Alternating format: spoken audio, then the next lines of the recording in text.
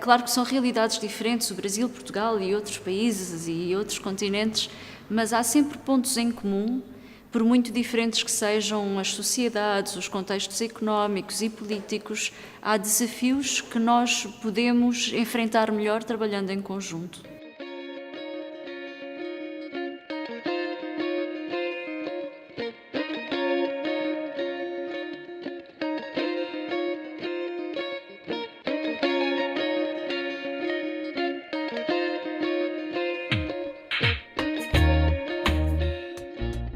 Hoje estamos com a professora Carla Gomes, do Instituto de Ciências Sociais da Universidade de Lisboa. A professora ela inicia sua carreira como jornalista e depois finaliza o seu doutorando.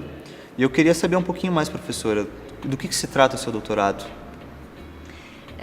Eu fiz, por exemplo, trabalho de campo em Moçambique sobre as concessões de terras, basicamente a compra de terras por empresas multinacionais, neste caso na área da agricultura, e procurei compreender o impacto que esses investimentos têm tido nas vidas das comunidades rurais, das comunidades locais, os seus modos de vida, as suas práticas de gestão dos recursos naturais, e procurei compreender este problema do ponto de vista da justiça ambiental. Até que ponto é que estas populações são integradas na decisão sobre estes investimentos, como é que eles beneficiam a vida das populações nestas regiões onde se instalam e como é que os próprios conhecimentos, as práticas ambientais das populações são tidas em conta e são integradas na atividade das empresas. No caso, estudei em Moçambique, no norte do país, em duas províncias, Nampula e Cabo Delgado, uma plantação de cana-de-açúcar, foi um dos casos de estudo, e uma plantação de soja. Portanto, o tema é esse. Perfeito. E a sua pesquisa ela gira em torno de regiões costeiras, né, professora? Portanto, trabalhei em diversas áreas relacionadas, todas têm a ver com a sustentabilidade, desenvolvimento sustentável, mas trabalhei mais especificamente sobre zonas costeiras, num projeto de investigação dedicado a esse tema, antes de iniciar o doutoramento.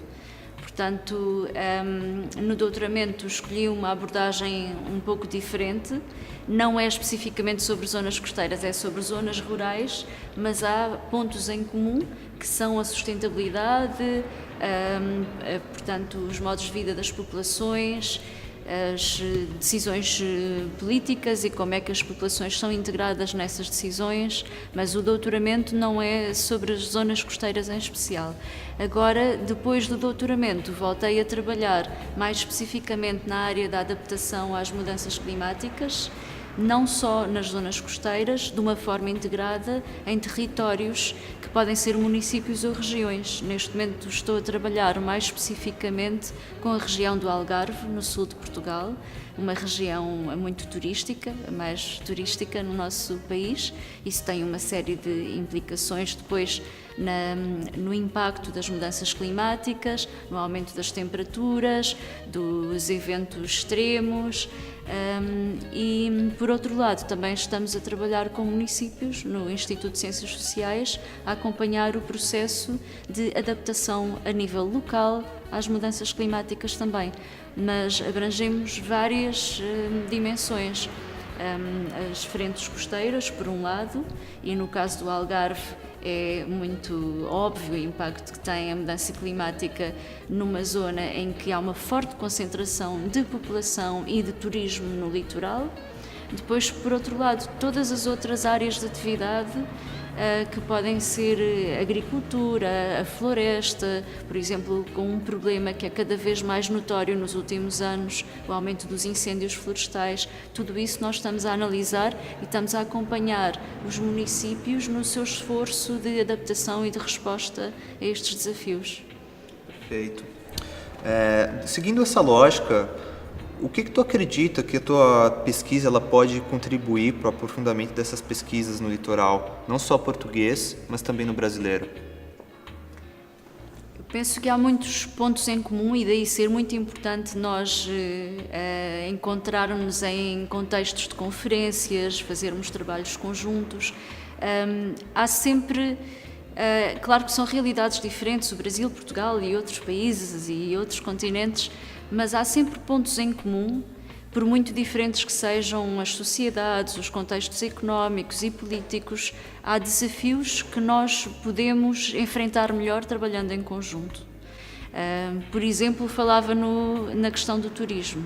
Aqui no Brasil também há áreas, aliás, a região em que nós estamos, o Rio Grande, tem esta área do cassino, por exemplo, que tem impactos que estão ligados a uma carga, a uma pressão turística maior, que traz desafios maiores, como por exemplo o facto de uma parte do ano haver mais pessoas e haver mais procura de recursos, mais pressão sobre a água, sobre a paisagem, o território, tudo isso. Nós podemos encontrar formas interessantes de responder e de gerir estes problemas, desafios, estas características do território, trabalhando em conjunto. Não vale a pena estarmos sempre a começar do zero, a inventar tudo novo, quando no fundo quase tudo aquilo que nós temos que trabalhar e que temos que compreender tem muitos pontos em comum, tem muitos fatores que podemos enfrentar em conjunto. Como a senhora vê a questão da interdisciplinaridade na pesquisa costeira e como ela pode ajudar, colaborar para a solução de problemas ambientais? Tradicionalmente, a gestão costeira foi vista como uma área de conhecimento das ciências naturais, como um objeto de estudo da geologia, por exemplo. Cada vez mais as ciências sociais são consideradas importantes e são integradas no estudo e na compreensão destes fenómenos. A erosão costeira é devida, em boa parte, a causas humanas também. Só pelo facto de um problema ambiental ter causas humanas já é muito importante nós compreendermos essas causas e o funcionamento das nossas sociedades.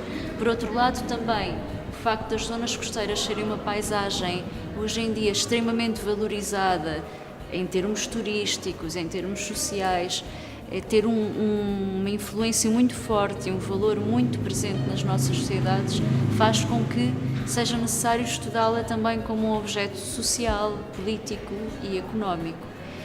Perante as mudanças climáticas, por exemplo, nós só conseguimos ter uma influência mais forte, mais eficaz nas políticas de gestão deste problema se encararmos a sua dimensão social e a sua dimensão económica também.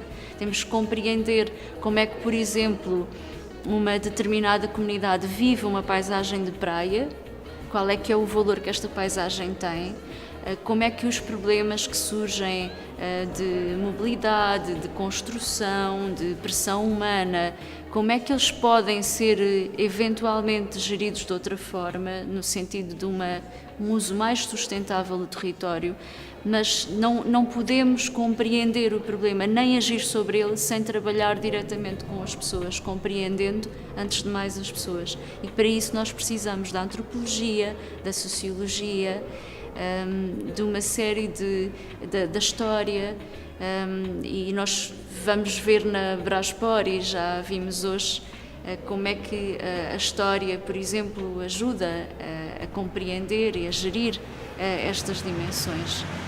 E hoje em dia é muito claro, só vendo o problema num prisma multifacetado, nas suas várias frentes, é que nós vamos conseguir compreender melhor a sua totalidade. Nunca a 100%, nunca vamos ver a realidade totalmente como ela é, mas vamos conseguir chegar mais perto de uma compreensão mais profunda. A senhora citou a Braspor como plataforma desse meio de internacionalização da pesquisa. Eu queria saber a tua opinião, para fechar a nossa pesquisa, o que tu acha da Braspor como estrutura, qual que é a importância dela nesse diálogo entre, por exemplo, as universidades, tendo em vista, por exemplo, que nós estamos aqui no Brasil e está tendo esse diálogo, por exemplo, com a professora que é da Universidade de Lisboa.